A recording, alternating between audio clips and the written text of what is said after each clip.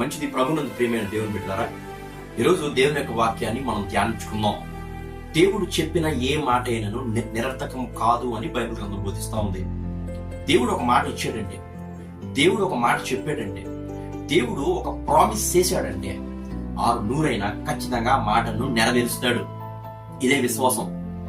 దేవుడు నాకు చెప్పాడంటే ఖచ్చితంగా దాన్ని చేస్తాడని మనం నమ్మడమే విశ్వాసం. కాబట్టి విశ్వాసం లేకుండా దేవుడికి ఇష్టడే కూడా అసాధ్యం అని దేవుని యొక్క వాక్యం బోధిస్తా ఉంది. కాబట్టి విశ్వాసం కలిగి జీవించాలి, అంటే నమ్మకంతో జీవించాలి. చాలా సంతోషం, ఈ రోజు అనేక మంది నమ్మకం కోల్పోయి ఉన్నారు. తమ జీవితాల మీద, తమ ఆలోచనల మీద, తమ ఉద్దేశాల మీద, తమ భవిష్యత్తు మీద ఏమాత్రం నమ్మకం లేకుండా ఉన్నారు. కానీ దేవుడు చెప్తున్నటువంటి మాట ఏంటంటే, భయపడకము, నేను నీకు తోడే ఉన్నాను అని. కాబట్టి ప్రీతి బిడ్డలారా, దేవుడు మనకు తోడుగా ఉంటాడు. కాబట్టి ఈరోజు దేవుని యొక్క వాక్యాన్ని మనం ధ్యానించుకుందాం. గత అనేక దినాలుగా మనము హెబ్రీయులకు రాసినటువంటి పత్రిక 11వ అధ్యాయంలో ఉన్నటువంటి విశ్వాస వీరుల జాబితా గురించి మనం మాట్లాడుకుంటూ ఉన్నాం. ఈరోజు ఆ విశ్వాస వీరుల జాబితాలో మరొక ప్రాముఖ్యమైన వ్యక్తి గురించి మనము ధ్యానం చేసుకుందాం. గత వారం అయితే మనం సంసోను గురించి మనం మాట్లాడుకున్నాం. సంసోను ఏంటి, అతని విశ్వాసం ఏంటి అని మనం జ్ఞాపకం చేసుకున్నాం. ఈ రోజు కూడా మనము మరొక విశ్వాస వీరుల గురించి మనము ధ్యానం చేద్దాం. కాబట్టి దేవుని యొక్క వాక్యాన్ని ధ్యానం చేయండి, నమ్మిక కలిగి ఉండండి. దేవుడు చెప్తాడు కదా, నమ్మిక మాత్రము కొంచెము అని. నమ్మిక కలిగి ఉండండి. ఈ రోజు కాకపోయినా రేపైనా దేవుడు మన జీవితాల్లో గొప్ప కార్యాలు చేస్తాడు. అంతము వరకు సహించిన వాడే రక్షించబడును అని బైబిల్ వాక్యం బోధిస్తుంది. కాబట్టి సహిస్తాము, పోరాడదాము, ప్రార్థిద్దాము. దేవుని నుండి గొప్ప కార్యాలు మనం పొందుకుందాము. మన తండ్రి అయిన దేవుని నుండి, ప్రభువైన యేసుక్రీస్తు నుండి కృపయు సమాధానము మనందరికీ కలుగును గాక. ఆమేన్. మంచిది. ఈరోజు దేవుని యొక్క వాక్యాన్ని జ్ఞాపకం చేసుకుందాం. హెబ్రీయులకు రాసిన పత్రిక 11వ అధ్యాయం 32వ వచనంలో విశ్వాస వీరుల జాబితా గురించి మనం మాట్లాడుకున్నాం కదా. అందులో మరొక వ్యక్తి యొఫ్తా గురించి ఈరోజు మాట్లాడుకుందాం. ఈ యొఫ్తా గురించి న్యాయాధిపతుల గ్రంథము 10వ అధ్యాయము 11వ అధ్యాయము 12వ వచనాల్లో, ముఖ్యంగా న్యాయాధిపతులు 11, 12వ అధ్యాయంలో చాలా స్పష్టంగా రాయబడి ఉంది. ఈ న్యాయాధిపతి గిలాదు కుమారుడు. ఈ న్యాయాధిపతుల గ్రంథంలో ఉన్నటువంటి యొఫ్తా గురించి మనం జ్ఞాపకం చేసుకుందాం. యొఫ్తా అసలు ఎవరు, యొఫ్తా యొక్క విశ్వాసం ఏంటి, యొఫ్తా యొక్క పరిస్థితులు ఏంటి, యొఫ్తా ఏ విధంగా దేవుని యొక్క మాటను విన్నాడు, ఏ విధంగా దేవుని కొరకు అతను పనిచేశాడు, ఏ విధంగా అతను అవమానించబడ్డాడు, ఏ విధంగా తిరిగి అతను జయించబడ్డాడు, ఏ విధంగా అతను దేవుని కొరకు ఉపయోగపడ్డాడు అనే విషయాలు మనం జ్ఞాపకం చేసుకుందాం. ఈ బైబిల్ గ్రంథంలో చాలా ప్రాముఖ్యమైన విషయాలు, దేవుడు చెప్పిన మాట ఏదైనా కూడా అర్థం కాదని అందుకే చెప్పారు. ఎందుకంటే అపోస్తలుడు పౌలు హెబ్రీయులకు రాస్తూ చాలా చక్కగా విశ్వాస వీరుల జాబితా గురించి చెప్తా ఉన్నాడు. ఈ విశ్వాసాలన్నింటినీ కూడా మన విశ్వాసంతో పోల్చి చూసుకోవాలి. నాలో కూడా అలాంటి విశ్వాసం ఉందా, నాలో కూడా అలాంటి పట్టుదల ఉందా, నాలో కూడా అలాంటి పోరాటం ఉందా, నేను కూడా ఇలాంటి అవమానాలు భరించానా, నేను కూడా ఇలాంటి విషయాలు నేను కూడా నా జీవితంలో జరిగినాయా అనే విషయాలు మనం జ్ఞాపకం చేసుకోవాలని దేవుని యొక్క వాక్యము మనకు స్పష్టంగా బోధిస్తా ఉంది. అందుకే యాకోబు పత్రికలో అంటాడు కదా, ఏలియా కూడా మనలాంటి మనుష్యుడే. ఏలియా కూడా మనలాంటి మనుషుడే. చాలా మంది అనుకుంటారు అవన్నీ వాడికే జరుగుతాయేమో, చాలా గొప్పవాడికి జరుగుతాయేమో అనుకుంటారు, కానీ అదెంత మాత్రం కరెక్ట్ కాదు. ఆ ఏలియా కూడా మనలాంటి మనుషుడే. అయినను అతను ఆసక్తితో ప్రార్థన చేసినప్పుడు ఆకాశము మూయబడింది అని దేవుని యొక్క వాక్యం సెలవిస్తుంది. మనలాంటి మనుషులే అందరూ కూడా. మనకి ఎలాంటి సమస్యలు వచ్చినాయో వాళ్ళకి ఎలాంటి సమస్యలు వచ్చినాయి, మన ఎలాంటి పరిస్థితులు అయితే ఫేస్ చేసామో వాళ్ళు అలాంటి పరిస్థితులు ఫేస్ చేశారు. కానీ వారు దేని ద్వారా రక్షించబడ్డారు, దేని ద్వారా వారి జీవితాల్లో వారు విజయం సాధించారు అని అంటే కేవలము దేవుని కృప ద్వారా, దేవుని మీద ఉన్న విశ్వాసం ద్వారా వాళ్ళు తమ జీవితాన్ని సార్థకం చేసుకున్నారు. కాబట్టి ఈ రోజు యొఫ్తా గురించి మనం జ్ఞాపకం చేసుకుందాం. న్యాయాధిపతుల గ్రంథము 11వ అధ్యాయంలో ఫస్ట్ మాటలో ఒక మాట కనబడుతుంది. గిలాదు వాడిన యొఫ్తా పరాక్రమం గల బలాఢ్యుడు. గిలాదు వాడినటువంటి యొఫ్తా పరాక్రమం గల బలాఢ్యుడు. అతను వేశ్య కుమారుడు. గిలాదు యొఫ్తా అంటేనేను గిలాదు భార్య అతని కుమారుడు కనుక వారు పెద్దవారి యొఫ్తాతో, నువ్వు అన్ని స్త్రీకి పుట్టినవాడు గనక మన ఇంట నుండి, మన తండ్రి ఇంట నీకు స్వాస్థ్యం లేదండి. యొఫ్తా తన సోదరులను పారిపోయి టోబు దేశంలో నివసింపగా అల్లరి జనము యొఫ్తా యొద్దకు వచ్చి అతనితో కూడా సంచరించుచుండెను. ఇది స్పష్టంగా యొఫ్తా గురించి ఉన్నటువంటి డిస్క్రిప్షన్ ఏంటంటే, యొఫ్తా గిలాదు యొక్క కొడుకు, పరాక్రమం గల బలాఢ్యుడిని బైబిల్ బోధిస్తా ఉంది. అంత మాత్రమే ఒక వేసి కుమారుడు. ఒక వేసికి పుట్టినటువంటి బిడ్డలో ఏ విధంగా జీవిస్తారు? అతను ఇంత నుండి అతని తల్లిదండ్రులు, అతని సహోదరులు అతను గెంటేశారు. అతన్ని నువ్వు వేసికి పుట్టినవాడు కదా, నీకు ఇంట్లో సంబంధం లేదని గెంటేస్తే యొఫ్తా ఎక్కడికి వెళ్ళిపోయాడు? ఒక టోబు దేశంలో ఒక అల్లరి జనంతో నివసించాడు. ప్రజెంట్ జ్ఞాపకం, ఒక అల్లరి జనంతో ఉంటే, అల్లరి జనం మధ్య పెరిగితే, అల్లరితో కూడినటువంటి వ్యక్తుల మధ్య బ్రతికితే ఎలాంటి జీవితాలు ఉంటాయి, ఏ విధంగా వాళ్ళు మారుతారు? అందుకే యొఫ్తా విశ్వాస వీరుడు అయ్యాడేమో బహుశా. యెఫ్తా అల్లర్జనంతో ఉన్న అల్లర్జనాన్ని ఫాలో అవ్వలేదు. యెఫ్తా అల్లరితో కూడా బతికిన అల్లరిని తనలోనికి రానివ్వలేదు. ప్రీతిని బిడ్డరా, ఇశ్రాయేలీయులు ఐగుప్తు దేశంలో నుంచి బయటకు వచ్చిన ఐగుప్తు ఇశ్రాయేల్లో నుంచి బయటకు రాలేదని బైబిల్ యొక్క వాక్యం బోధిస్తుంది కదండి. వాళ్ళ పాపంలో ఉన్నా కూడా పాపం చేయలేని పరిస్థితుల్లో ఉండడమే గొప్ప విశ్వాసం. యెఫ్తా అంటే తెరుచువాడు అని అర్థం. యెఫ్తా అంటే తెరుచువాడు. ఇతను ఇశ్రాయేలీయులకి న్యాయాధిపతిగా దేవుడు ఎన్నుకున్నాడు. ప్రియమైన బిడ్డరా, యెఫ్తా ఒక వేసి కుమారుడు కాబట్టి అతని ఇంటి నుంచి గెంటు వేయబడ్డాడు. అతని ఇంటి నుంచి గెంటు వేయబడినప్పుడు అతను ఎక్కడికో వెళ్ళి బతికాడు. అతను ఒక పరాక్రమ బలాఢ్యుడిగా అతను ఎదిగాడు. తర్వాత కొంతమంది జనం వచ్చి అతనితో నివసించారు. ఆ అల్లరి జనానికి యెఫ్తా ఒక నాయకుడు అయ్యాడు. ఆ తర్వాత కాలంలో ఇశ్రాయేలీయుల మీదకి అమ్మోనీయులు యుద్ధం చేశారు. ఇశ్రాయేలీయుల మీదకి అమ్మోనీయులు యుద్ధం చేశారు. చూడండి, కొంతకాలం అయిన తర్వాత అమ్మోనీయులు ఇశ్రాయేలుతో యుద్ధం చేయగా అని ఉంటది. ప్రతిసారి నువ్వు మనొక మాట జ్ఞాపకం చేసుకోవాలి. 11వ ఇక్కడ నీవు వచ్చి గిలాదు పెద్దలు తోపు దేశం యెఫ్తాను రప్పించుకుపోయి నువ్వు వచ్చి మాకు అధిపతి ఎండుము, అప్పుడు మనము అమ్మోనీయులతో అని ఒక బ్లాకింగ్ తో ఒక తిక్కిగా చేసి ఉంటుంది. అర్థం ఏంటో తెలుసా? ప్రతిసారి అమ్మోనీయులు ఇశ్రాయేల్ మీద యుద్ధం చేశారు. ప్రతిసారి అమ్మోనీయులు ఇశ్రాయేల్ మీద యుద్ధానికి వెళ్ళారు. అంటే బలవంతుడు ఎప్పుడు బలహీన మీద యుద్ధానికి వెళ్తాడు. కానీ అమ్మోనీయులు ఇశ్రాయేలుతో యుద్ధం చేసినప్పుడు ఎందుకు వాళ్ళు యుద్ధం చేశారంటే, ఆ అమ్మోనీయులు రాజు చెప్పినటువంటి వంక ఏంటంటే, మీరు కనాన్ దేశంలోకి వెళ్ళేటప్పుడు మా దేశాలు అర్నోను మొదలుకొని యబ్బోకు వరకు మా పట్టణాలన్నింటినీ మీరు ఆక్రమించేశారు. ఆ పట్టణాలు మాకు తిరిగి ఇచ్చేయండి, లేకపోతే మేము మిమ్మల్ని చంపేస్తాము, మేము మిమ్మల్ని సంహరిస్తాము, మేము మిమ్మల్ని నాశనం చేస్తామని అమ్మోనీయులు పదే ఇశ్రాయేలు మీద యుద్ధం చేయడం ప్రారంభించారు. అలాంటి సమయంలో విసిగి వేసారిపోయినటువంటి ఇశ్రాయేలీయులు ఆ గిలాదు పెద్దలందరూ కూడా అప్పుడు ఎవరి సహాయం కోసం వెళ్ళారంటే యెఫ్తా యొక్క సహాయం కోసం వెళ్ళారు. అప్పటికి యెఫ్తా యొక్క పరిస్థితి ఆ విధంగా ఉంది. ఎక్కడైతే యెఫ్తా గెంటు వేయబడ్డాడో అక్కడ యెఫ్తాని తిరిగి వాళ్ళు రమ్మని పిలవడం మొదలు పెట్టారు. ఏం పిలిచారంటే, నువ్వు మా దగ్గరికి వచ్చి మేము ఇశ్రాయేలుతో యుద్ధం చేసినప్పుడు నువ్వు మాకు సహాయం చేయమని అడిగితే, అప్పుడు యెఫ్తా ఏమంటాడు తెలుసా? మీరు నన్ను అవమానించి ఎంత నేను గెంటు వేశారు కదా, ఇప్పుడు మళ్ళీ తిరిగి ఏం మొహం పెట్టుకుని నా దగ్గరికి వచ్చారు అని అడిగినప్పుడు, అందుకే మేము వచ్చాము, ఇప్పుడు మా తప్పు మేము తెలుసుకున్నాం, నువ్వు మాకు సహాయం చేస్తే నువ్వు మాకు అధిపతివై ఉంటావు, నువ్వు మాకు ప్రధానిగా ఉంటావు అని ఒక బంపర్ ఆఫర్ ఇస్తారు. ఈ అవకాశాన్ని యెఫ్తా ఎంత మాత్రం కూడా పోనిచ్చుకోలేదు. ఎందుకంటే తాను ఎంత శ్రమపడ్డాడో, తాను ఏ కఠినమైన పరిస్థితుల్లో ఉన్నాడో, తాను ఎంత నిజాయితీగా బతికాడో ఆ రోజు అందరికి తెలియాలని అతను ఆలోచన చేశాడు. ప్రియమైన బిడ్డరా, చివరికి అక్కడ యెఫ్తా అమ్మోనీయుల దగ్గరికి వెళ్తాడు. అతను వాళ్ళు చెప్పినటువంటి ఆఫర్కి ఒప్పుకొని అమ్మోనీయుల రాజు దగ్గరికి వెళ్తాడు. అయ్యా, ఎందుకు నువ్వు ఇలా చేస్తున్నావు యుద్ధం కంటే, నువ్వు మా దేశాన్ని ఆక్రమించావు కాబట్టి మేము సంహరిస్తాము, నువ్వు మళ్ళీ మాకు తిరిగి ఇచ్చే అని చెప్తాడు. ఎంత మాత్రం యెఫ్తా ఒప్పుకోడు. ఇశ్రాయేలు తప్పు చేయలేదు, ఎందుకంటే మా దేవుడైన యెహోవా మమ్మల్ని తప్పు చేయనివ్వలేదు. ఏ విధంగా ఇశ్రాయేలు నిజాయితీగా బతికారో, ఏ విధంగా ఇశ్రాయేలీయులు ఎవరిని ఇబ్బంది పెట్టకుండా ఏ విధంగా వాళ్ళు ఆ కనాన్ దేశానికి వెళ్ళారో స్పష్టంగా చెప్పాడు. చివరికి యెఫ్తా మాటలో అమ్మోడైనటువంటి రాజు అయినటువంటి వ్యక్తి ఒప్పుకోలేదు. నీ యొక్క వాదన, నీ తరపున వాదించేవారు కావాలి. ఆ రోజు నువ్వు ఎవరు వచ్చినారు ఇశ్రాయేల్ తరపున మాట్లాడడానికి, ఇశ్రాయేల్ తరపున వాదించడానికి, ఇశ్రాయేల్ తరపున నిలబడడానికి ఎవరూ లేదు. ప్రతిసారి దేవుడే రాడు. దేవుడు కొంతమందికి అవకాశం ఇస్తాడు. నువ్వు నా తరపున మాట్లాడు, నువ్వు నా తరపున నిలబడు, నువ్వు నా తరపున మాట్లాడే వారికి సహాయం చేయని దేవుడు ఏం చేస్తాడంటే, ప్రతి ఒక్కరికి ప్రతి వారికి వారి పని దేవుడు డివైడ్ చేసి ఇస్తాడు. ఇక్కడ యెఫ్తా ఏం చేశాడంటే, ఆ రోజు ఇశ్రాయేల్ తరపున ఆయన వాదించాడు. ఆయన వాదించినప్పుడు అమ్మోనీయుల రాజు ఒప్పుకోకపోయేసరికి ఆ యెఫ్తా వెంటనే ఏం చేశాడు, ఆ అమ్మోనీయుల మీదకి యుద్ధానికి వెళ్ళాడు. అమ్మోనీయుల మీదకి యుద్ధం చేసి ఆ యుద్ధంలో అతను జయించడానికి ముందు దేవునితో ఒక ఒప్పందం చేసుకున్నాడు. ఏంటా మొక్కుబడి అంటే, నువ్వు గనక నేను యుద్ధం చేసిన తర్వాత అమ్మోనీయులు నా చేతికి అప్పచెప్తే, నా ఇంట నుండి ఏది మొదట వస్తుందో అది నీకు ప్రతిష్ఠించేస్తాను, అది నీకు అప్పగించేస్తాను వాగ్దానం చేస్తున్నాడు. ఆ విధంగానే దేవుడు యెఫ్తా మీదకి తన ఆత్మను పంపించాడు. యెఫ్తా చక్కగా అమ్మోనీయులందరినీ జయించేశాడు. జయించేసిన తర్వాత ఆ యెఫ్తా తిరిగి వెళ్తున్నప్పుడు తన కూతురు ఎదురొచ్చింది.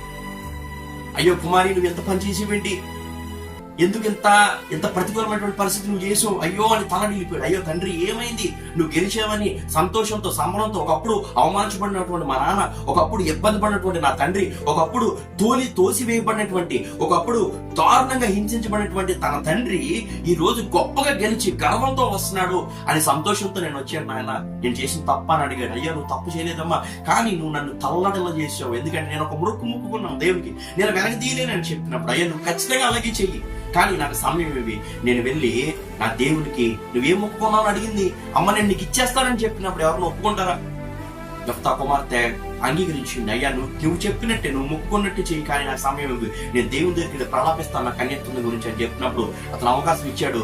తిరిగి వచ్చింది, ఆ కన్యత్వం గురించి ప్రలాపించి తిరిగి వచ్చిన తర్వాత యెఫ్తా ఏం చేశాడంటే దేవునికి తాను మొక్కుకుని బట్టి యెఫ్తా అప్పగి చేశాడు. దేవునికి స్తోత్రం కలుగును గాక.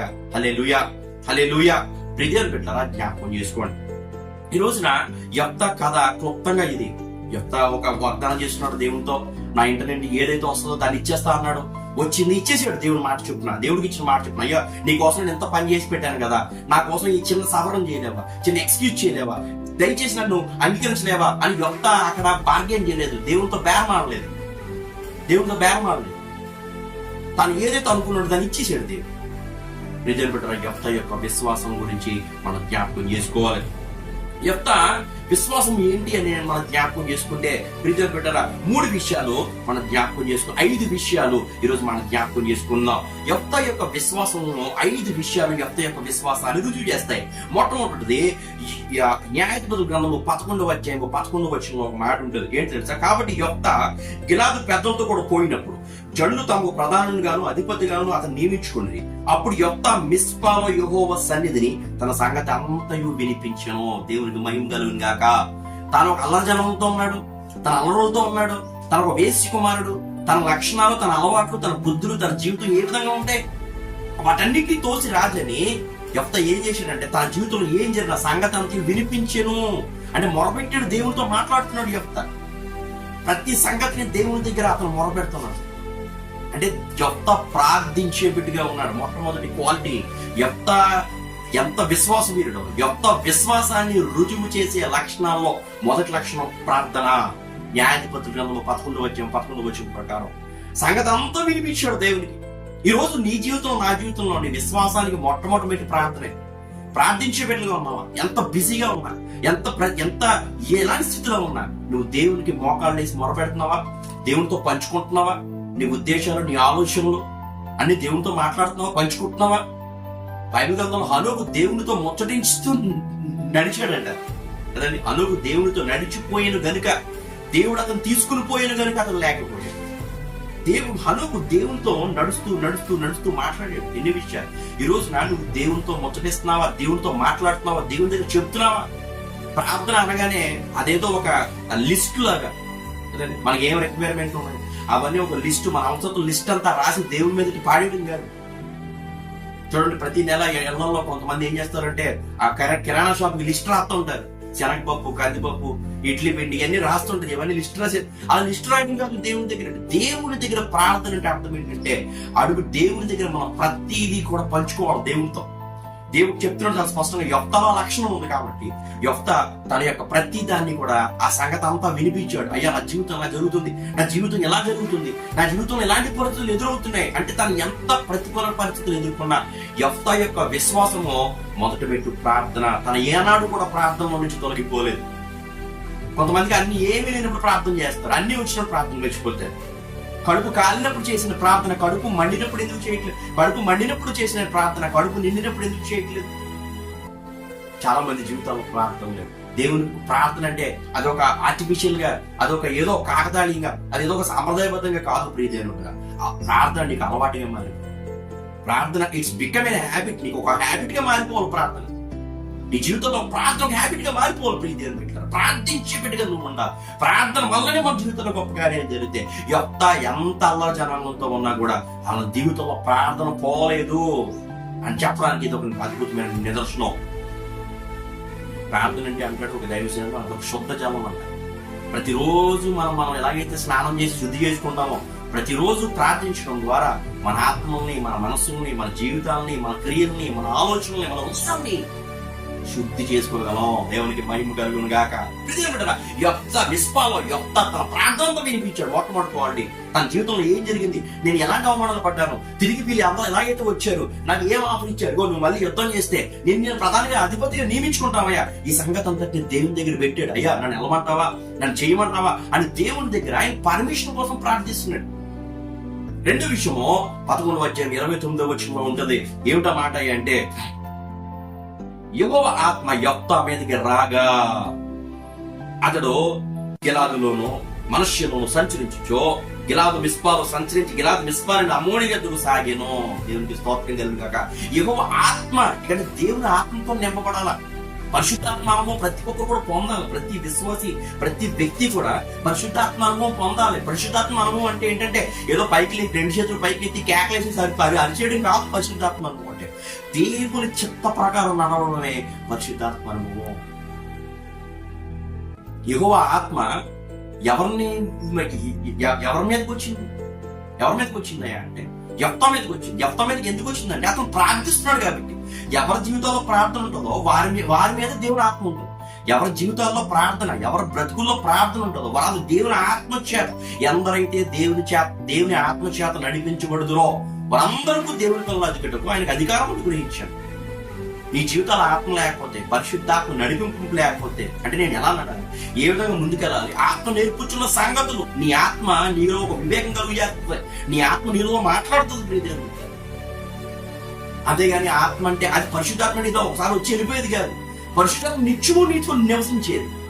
అది నీ జీవితాన్ని ఒక చక్కగా ఒక దారిలో పెట్టేది. నువ్వు నడిచినప్పుడు, నువ్వు పడుకునేటప్పుడు, నువ్వు లేచినప్పుడు, నువ్వు వెళ్ళినప్పుడు, నువ్వు వచ్చినప్పుడు ప్రతిసారి ఉంటుంది చూసావా, అది నీతో ఉన్నటువంటి ఆత్మ. ఇక్కడ ఈ మిస్పాలో ఉన్నటువంటి యెహోవాకి ఎప్పుడైతే ఆయన మొరబెట్టాడో యెఫ్తా ఏం చేశాడంటే తాను పరాక్రమంగా బలాఢ్యుడే అయినా తన సొంత నిర్ణయాలు అతను తీసుకోలేదు. ఈరోజు కొంతమంది సొంతంగా అన్ని మేమే, ఇదంతా నా వల్లే, ఇదంతా నేనేం చేశాను, నేనే చేయగలను అనుకో మంచిదే. కానీ దేవుని ఆత్మ నీకు తోడైతే అగ్నికి ఆజ్యం తోడైనట్టు అది అంత గొప్పగా ఉంటుందో. కానీ ప్రీతం బిడ్డరా, యెహోవా ఆత్మ, నువ్వు దేవుని ఆత్మ చేత నింపడాలి. దేవుని ఆత్మ ఎవరిని యెఫ్తా గైడ్ చేసింది, ఏ విధంగా నడవాలి, ఏ విధంగా వెళ్ళాలని గైడ్ చేసింది. దేవుని ఆత్మ చేత నువ్వు నింపబడినప్పుడు నీ జీవితం ఒక గైడెన్స్ లో ఉంటుంది. నీ జీవితం ఒక చేతికిదం ఉంటుంది. దేవుని ఆత్మ చేత లేకపోతే నీ జీవితం, నీ నిర్ణయాలు నీ చేతిలో ఉండవు. అవన్నీ ఫెయిల్ అయిపోతాయి. అరే ఇలా అనుకున్న ఇలా జరిగింది. నువ్వు దేవుని ఆత్మ చేత నింపబడినప్పుడు నీ ఆలోచనలు, నీ ఉద్దేశాలు సఫలమగును. దేవునికి మహిమ కలుగును గాక. ఆమేన్, స్తోత్రం. కాబట్టి దేవుని ఆత్మ చేత యెఫ్తా నింపబడ్డాడు. దేవుని ఆత్మ చేత యెఫ్తా నింపబడ్డాడు కాబట్టి అతను ఏ విధంగా మూవ్ అయ్యాడు తెలుసా? ఏ విధంగా మూవ్ అయ్యాడంటే ప్రియదేవుని బిడ్డలారా, ఒకటి కాదు రెండు కాదు, యెహోవా ఆత్మ చేత నింపబడ్డాడు కాబట్టి యెఫ్తా యుద్ధానికి వెళ్ళినప్పుడు ఆ యుద్ధంలో తన ఆలోచనలో దేవుని యొక్క వివేకము, దేవుని యొక్క ఉద్దేశము అవన్నీ రెండింటినీ కూడా మిక్స్ అయ్యి చక్కగా ఆ ప్రణాళిక ఫలించింది. కాబట్టి అనేక మందిని జయించాడు. ఒకరు కాదు రెండు కాదు, అమ్మోనియలతో యుద్ధం చేశాడు. యెఫ్తా బలమైనటువంటి అమ్మోనియలు, అప్పుడు దాకా అమ్మోనియలు మేమే బలవంతులు అనుకున్నాడు. కానీ మొట్టమొదటి ఫస్ట్ టైం అక్కడ యెఫ్తా యుద్ధానికి వెళ్ళాడు. అప్పుడు దాకా అమ్మోనియలు యుద్ధానికి వచ్చాడు. ఇశ్రాయేలీలు కులం ఏంటంటే వృత్తి ఏంటి, కులవృత్తి ఏంటి, వాళ్ళు వ్యవసాయం చేసేవారు. ఆవులు గేదెలు కాసేవారు కదా, వ్యవసాయం చేసేవారు, వ్యవసాయం దే ఆర్ ఫార్మర్స్. అమ్మోనియల కులం వృత్తి ఏంటి, వాళ్ళు దోచుకోవడమే. అంత బలమైన వ్యక్తులే యుద్ధానికి వస్తే మొట్టమొదటిసారి దేవుడు ఒక బలహీనుని బలవంతుల మీద యుద్ధాన్ని పంపించాడు. ఆ బలహీను వెనక ఉన్న బలం ఎవరో తెలుసా? తండ్రి అయినటువంటి దేవాది దేవుడే, సర్వశక్తి గల దేవుడు, ఎల్ షడాయ్ అని ఆయన పేరు. దేవుడికి మహిమ కలుగును గాక. సర్వశక్తి గల దేవుడు. అందుకే యెఫ్తా యొక్క ఆలోచన ఎప్పుడైతే దేవుని ఉద్దేశంతో సఫలమైందో, దేవుని ఆలోచనతో కనెక్ట్ అయిందో, యెఫ్తా చక్కగా నడుచుకుని వెళ్ళిపోయాడు. తన ప్లాన్ లో తన ఆలోచనలు అన్ని సక్సెస్ అయినాయి. కాబట్టి అమ్మోనియలతో యుద్ధం చేసి 20 పట్టణాలను పట్టుకున్నాడు. ఎఫ్రాయిం నుంచి యుద్ధం చేసి 42,000 మందిని అతను చంపాడు. ఎంత గొప్పగా ఆలోచన. కాబట్టి ప్రియదేవుని బిడ్డలారా, దేవుని యొక్క ఆత్మ అంటే అది ఏదో అనుకున్న దేవుని ఆత్మ చేత నింపబడదు. ఏమీ లేని ఒక అల్లరి జనాంగం దగ్గర పెరిగిన ఒక వ్యక్తి ఒక రాజుగా, ఒకసారిగా ఒక రాజు అయితే ఎన్ని ఆలోచన చేయాలి, ఒక సైన్యాధికారిగా ఉంటే ఎన్ని నిర్ణయాలు తీసుకోవాలి, ఏ విధంగా నడిపించాలి సైన్యాన్ని ముందుండి, ఇవన్నీ అతను తెలుసా? ముందు నుంచి వచ్చాడా? ఆ అల్లరి జనాంగం మధ్య ఉన్న వ్యక్తికి ఇవన్నీ ఏం తెలుస్తాయి? కానీ యెఫ్తా అలా చేయలేదు. యెఫ్తా దేవుని ఆత్మ చేత నింపబడ్డాడు. కారణం అతను ప్రార్థన చేపట్టుగా ఉన్నాడు కాబట్టి. యెఫ్తా ఎప్పుడైతే దేవుని ఆత్మ చేత నింపబడ్డాడో అదిగో ఒకటి కాదు 20 పట్టణాలు అమ్మోనియలను జయించాడు. ఎంత శక్తి, ఎంత ఆత్మ, ఎంత బలము దేవుని ఇచ్చాడు. ఎఫ్రాయిం మీద యుద్ధం చేసి 42,000 మందిని మోసపోతూ పోసాడు. తప్పేంగా దేవుడు నీ బిడ్డల మీదకి వచ్చేస్తే నువ్వు ఊరుకుంటావా?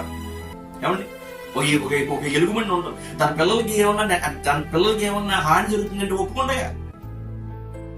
చాలా వరకు కొంతమంది సైంటిస్టులు చెప్తారు, అడవి జంతువులు కానీ క్రూర మృగాలు కానీ ఎప్పుడు దాడి చేస్తాయో తెలుసా? తమ పిల్లలకి ఏమైనా హాని జరుగుతున్నాయంటే మాత్రం ఒప్పుడు. నీ పిల్లలకి హాని జరుగుతుందంటే ఒప్పుకుంటావా? తన తండ్రి అయిన దేవుడు కూడా తన బిడ్డలకి హాని జరుగుతుందంటే ఒప్పుకోవడం, అది గుర్తుపెట్టుకోండి. మూడో పాయింట్ చూద్దాం. యెఫ్తాకి మొదటిది అతనిలో ప్రార్థన ఉంది, రెండు అతనిలో ఆత్మ ఉంది, 11:31 మొక్కు ఉంది అతనిలో. 11:31 ఒక మాట ఉంటుంది, నేను అమ్మోని చెప్తున్నాడు క్షేమంగా తిరిగి వచ్చినప్పుడు నన్ను ఎదుర్కొంటే నా ఇంటి ద్వారం నుండి బయలుదేరి వచ్చినది ఏదో యెహోవాకు ప్రతిష్ఠిత మగును మరియు దహన బలిగా దాన్ని అర్పించదు నన్ను అని. చూడండి, ఎప్పుడు చూసినా దేవుడు నాకేవ్వాలని కాదు, కానీ దేవుడికి నేను ఏమన్నా ఇవ్వాలని ఆలోచన ఎంతమంది కలిగి ఉంటుంది ఈ రోజున? ఎప్పుడు చూడినా దేవునికి ఏదో ఒకటి ఇవ్వాలి, దేవుడికి అది ఇచ్చేవాళ్ళు చాలా మంది మొక్కులు చెల్లించుకుంటారు. అంటే మొక్కు చెల్లించుకుంటాం అంటే అదేదో ఒక మూఢనమ్మకం కాదు. మొక్కు అంటే నీ నిర్దోషిత్వాన్ని, నీలో సంకల్పాన్ని నిలబెట్టుకోవడం. నేను 40 దినాలు ఉపవాసం ఉంటాను, నీ మాట మీద నిలబడటం అంటే నిన్ను నువ్వు చిక్కుకోవడం, దేవుని చేతికి నిన్ను అప్పగించుకోవడం. నేను నా 40 దినాలు ఉపవాసం ఉంటాను, లేదంటే నేను ఇది చెల్లిస్తాను, లేదంటే నేను ఏ విధంగా బ్రతుకుతాను. ఈ మురుకు దేనికంటే చాలా మంది జుట్టు పెంచుకుంటారు. ఇన్ని రోజులు పెట్టి ఆ జుట్టు ఎంత చిరాకు పెట్టినా, ఎంత ఇబ్బంది పెట్టినా వాళ్ళు అనుకున్న తర్వాత తీసుకుని వెళ్ళి దానికి ఇచ్చేస్తారు. ఎందుకంటే ఆ జుట్టు అంటే యాక్చువల్గా దేనికంటే అందాన్ని దేవుడికి ఇచ్చేస్తారు. తాము ఏ విషయంలో అతిశయిస్తామో అతిశయాన్ని అంతటిని దేవుని పాదాల దగ్గర పెట్టేస్తున్నారు. అబ్రహాము దేని బట్టి అతిశయించాడు? తన కుమారుని ఇస్సాకుని బట్టి అతిశయించి లాక్ కొడుకుని కలుగు అతిశయాన్ని ఇచ్చేయని అడిగాడు దేవుడు. ఇవ్వడానికి 1 సెకండ్ కూడా దాన్ని వెలికి తీయలేదు. దేవునికి స్తోత్రం కలుగును గాక. ఆయన ఇచ్చేమని దేవుడు తీసుకోవడం నేను ఉద్దేశం కాదు. ఇవ్వగలిగే మనసు నీకు ఉందా? నీకు ఇష్టమైనది ఏదో అది నీకు ఇచ్చే అని అడిగినప్పుడు దేవుడు నిన్ను అడిగాడు, అలాగా నువ్వు ఇవ్వగలవు? చెక్ చేసుకోండి. ఈ రోజున యెఫ్తా మొక్కు చేసుకుంటున్నాడంటే తనలో ఉండే క్వాలిటీస్ గురించి నేను మాట్లాడుతున్నాను. ఎందుకు విశ్వాస వీరుడు అయ్యాడు? ఎందుకు విశ్వాసంలో అంత స్థితిలో ఉన్నాడు యెఫ్తా అంటే? అతను అల్లరి జనాంగంతో ఉన్నాడు అని అనుకుంటాం, కానీ యెఫ్తాలో ప్రార్థన ఉంది, అతనిలో ఆత్మ ఉంది, 3 అతనిలో మొక్కుబడి చేసుకునే అలవాటు ఉంది. నేను మొక్కుబడి, నాకు అప్పగిస్తే నేను ఎవరికైతే ఏదైతే నా ఇంట్లో మొదలొస్తుందో నేను దాన్ని ఇచ్చేస్తానని అతను ఏం ప్రతిష్ఠితమవును అనగా దహన బలి చేసేస్తాను. నీ జీవితంలో మొక్కుబడి ఉందా? ప్రభా నా జీవితాంతము నేను వెంబడిస్తాను మొక్కుకున్నావా? మొక్కుబడి అంటే అది ఇవ్వడం ఇది ఇవ్వడం అన్నది కాదు. నీ హృదయాన్ని నువ్వు దేవునికి ఇవ్వగలగా, నీ కుటుంబాన్ని ప్రతి దినము, ప్రతి విశ్రాంతి దినము, ప్రతి రోజు దేవునికి ఇష్టపూర్వకంగా పెంచే యొక్క శక్తి నీకు ఉందా లేదా? అయ్యా నా ఆత్మని ప్రభు నీ చేతికి అప్పగిస్తాను మొక్కుబడి చేసుకున్నావా? ప్రతి ఆదివారం నీ సన్నిధిలో నేను ముందు కనబడతాను నేను మొక్కుబడి చేసుకున్నావా? ప్రభు నా కుటుంబంలో నుంచి ఏదో నీకు వస్తానే ఉంటది ప్రభు. డబ్బు మాత్రమే కాదు, సమయం దేవునికి కేటాయించాలి. మొక్కుబడులు చేసుకునే అలవాటు లేకపోతే కొంతమంది విమర్శనం, ఇదే మొక్కుబడి చేసుకుని చెప్పారా? అసలు ఎప్పుడన్నా మొక్కుబడి చేసేవా? అయ్యా ప్రభా ఇదిగో నా ఆత్మని ప్రతిష్టంగా పవిత్రంగా నీకు అప్పచెప్తాను ప్రభా. అయ్యా నేను ఇతరులకు ఉపయోగకరంగా ఉంటాను నాయన. నా నోట్లో నుంచి చెడ్డ మాటలు కానీ, లేదంటే నా ప్రవర్తనలో ఇలాంటి విషయాలు కానీ మీరన్నింటినీ తీసేసి ఇలాంటి మొక్కుబడి చేసుకోండి. నిన్ను నువ్వు సరి చేసుకోవడానికి ఉన్న ప్రతి అవకాశాన్ని ఉపయోగించుకో. నిన్ను మార్చుకోవడానికి ఉన్న ప్రతి అవకాశాన్ని, నిన్ను మానబడాలంటే, నువ్వు పూర్తిగా దేవుని స్వరూపంలో రావాలంటే ఎంతమంది అవసరం ఉందో అన్నింటినీ ఉపయోగించుకో, తప్పులేదు. ఎండ్ ఆఫ్ ది స్టోరీ ఏంటంటే చివరగా నువ్వు దేవుని స్వరూపంలో మార్చబడాలంతే.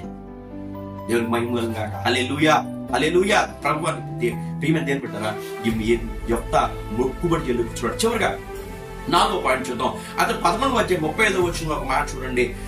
కాబట్టి అతడు ఆమెను చూచి తన భర్తలను చింపుకొని, అయ్యో నా కుమారి నువ్వు నన్ను బహుగా కృంగ చేసింది, నువ్వు నన్ను తల్లటెంప చేయవారు ఒకటివై ఉన్నాను అన్నాడు. ఎప్పుడు అతను అమ్మోని యుద్ధం చేసి 20 పట్టణాలు పట్టుకున్నాడు, గెలిచేసాడు, సంబరాలతో వస్తున్నాడు. ఓహో యెఫ్తా ఏంటి అసలు ఎక్కడి నుంచి ఎక్కడ జాగింది అతను ప్రయాణం, అది చక్కగా వెళ్ళిపోతున్నాడు. అందరూ వెనక్కి తిరిగి వస్తా ఉంటే వెంటనే ఏమన్నాడు తెలుసా యెఫ్తా? అయ్యో కుమారి నువ్వు నన్ను ఏంటి నువ్వు వచ్చావేంటి బయటికి? అయ్యో ఎవరు వచ్చినా నేను ఇచ్చేద్దును కదా. యెఫ్తా మొక్కుబడి చేసుకుని ఎవరికి చెప్పలేదేమో ఒకవేళ కోసం, చెప్పుంటే జాగ్రత్త పడుతుందేమో కదా. కానీ తన కుమార్తె బయటికి రాగానే నువ్వు నన్ను తల్లదెప్ప చేసావని అనలేదు. రెండో ఏంటి ఏమన్నాడు తెలుసా? ఏమన్నాడంటే నేను యెహోవాకు మాట ఇచ్చినాను కనుక వెలుగు తీయను. ఎంత స్పష్టంగా చెప్పేసాడు. తిరుగులేని విశ్వాసం. నేను దేవునికి మాట ఇచ్చాను కాబట్టి వెనక తీయను. అది నువ్వు కుమార్తె అయినా ఎవరైనా సరే. ఎంత అద్భుతం అండి, ఎంత వాగ్దానం అండి. దీన్ని బట్టి అతని క్యారెక్టర్ ఎంత స్ట్రాంగ్, అతను ఎంత అద్భుతమైన వ్యక్తి. ఒక అల్లరి జనాంగంతో పెరిగిన వ్యక్తి ఇలా ఈ విధంగా. ఈ రోజున దేవుని బిడ్డలుగా దేవుని సన్నిధిలో పెరుగుతున్న చాలా మంది క్రియలు, వారి మాటలు ఎంత భయంకరంగా ఉంటున్నాయి. ఈ రోజు నువ్వు వారి ప్రవర్తన ఎంత భయంకరంగా ఉంటుంది. కాబట్టి కొట్లాటలు, తండులాటలు, దెబ్బలాటలు, దేవుని మహిమపరిచే పనులేం వాళ్ళు. దేవుణ్ణి ఇబ్బంది పెట్టే, దేవుణ్ణి అగౌరవపరిచే పనులు తప్ప. కానీ యొప్తా లాంటి అల్లరి మోకతో పెరిగిన వ్యక్తికి ఇలాంటి లక్షణాలు ఊహించగలమా? నేను యెహోవాకు మాట ఇచ్చిన కనుక వెలుగు తీయని చెప్పేశాడంటే ఎంత అద్భుతమైనటువంటి మాట, ఎంత అద్భుతం. అది తన కుమార్తె ప్రాణం పోతుందని తెలిసినాడు. దేవుని పెట్టారు. ఈ రోజున యొప్తాలో నుంచి మనం ఎన్ని విషయాలు నేర్చుకోవాలో దేవుడు ఈరోజు స్పష్టంగా మాట్లాడతాం. యొప్తాయే కదా కుమార్తె ఇచ్చాడు, వెళ్ళిపోయిందని అనుకుంటున్నాం. కానీ యొప్తా ఎంత మానసిక క్షోభ అనుభవించుంటాడు ఆ రోజు. తన క్షోభ కంటే దేవుని యొక్క మాట గొప్పదని ఆలోచించాడు. దేవునికి మహిమ కలుగు. ఎవరైతే ఆలోచిస్తారో నాకంటే, నా పరువు కంటే, నా ఉద్దేశం కంటే, నా ఆలోచన కంటే దేవుడు ఇంపార్టెంట్ అని ఎవరు ఆలోచిస్తారో అలాంటి ఆత్మలు, అలాంటి కుటుంబాలు, అలాంటి జీవితాలు దేవుని నామంలో దీవించబడును కాక. నేను తీను మాట తిని చెప్పండి. ఒక వాగ్దానం దేవునికి ఇచ్చాడంటే మాట తప్పని నైసం, మనం తిప్పని వైనం. దేవునికి ఒక మాట ఇచ్చాడంటే తీయడు. చాలా మంది మొక్కుబడి చేసుకుంటారు. నేను అది చేస్తాను, ఇది చేస్తాను, ఆ డబ్బులు ఇస్తే. ఎవ్వరు కూడా మొక్కుబడి చాలా మంది తీర్చుకోరు, చేయరు కూడా. పర్లేదు దేవుడు చూసుకుంటాడు, పాపం దేవుడు అర్థం చేసుకోలేడా అని ఒక మాట అనుకుంటారు. ఏదో అనుకుంటారు ఆ ఆవేశంలో. నాకేదో జరిగితే నేను ఇది చేస్తాను అనుకుంటారు. లేదంటే నీకు దశంభాగం ఇచ్చేస్తా అంటారు. లేదంటే 5% ఇచ్చా, 2% నీ 5%, 2% డజన్. ఇదంతా ఇది కాదు. నువ్వు దేవునికి కట్టుబడమా లేదా? ఆయన మాట మీద ఆధారపడమా లేదా? దేవునికి ఇవ్వాల్సింది నువ్వు ఇస్తే దేవుని దగ్గర నుంచి రావాల్సింది ఎప్పుడు వస్తూనే ఉంటుంది. దేవునికి మహిమ కలుగును గాక. అది కానుకైనా, సమయమైనా, జీవితమైనా, హృదయమైనా. దేవుడు నా కుమారుడాని హృదయాన్ని నాకు ఇవ్వని అనేక సార్లు బైబిల్ గ్రంథంలో కనబడుతుంది. కానీ నీ దశంభాగాలు లేవు, నీ కానుకలు లేవు, నీ పొట్టేళ్ళు లేవు అని అన్నాడా? దాని ఉద్దేశం నువ్వు దేవుని ప్రేమించాలని, దేవుని హత్తుకుని ఉండాలని, దేవునితో నడవాలని, దేవుని అడుగులో అడిగేసుకుంటూ ముందుకు వెళ్ళాలని. అందుకే నన్ను ప్రేమించమని ఆస్తికర్తలంగా చేస్తానంటే నిజమైన ఆస్తి ఏంటి? రేపుడు గురించి భయం లేకపోవడమే నిజమైన ఆస్తి. ఎందుకంటే రేపు నాకు భయం లేదు. ఎందుకంటే నా దేవుడిని యెహోవా చేతిలో నేను ఉన్నాను, నా తండ్రి నాతో ఉన్నాడు. కాబట్టి నేను భయపడను, నేను పడినను తిరిగి లేతును అని విశ్వాసం నీకు నాకు రావాలని దేవునికి ఉద్దేశం. చివరిగా ఒక మాట చెప్పి ముగిద్దాం. 11వ అధ్యాయము 39వ వచనం చూడండి.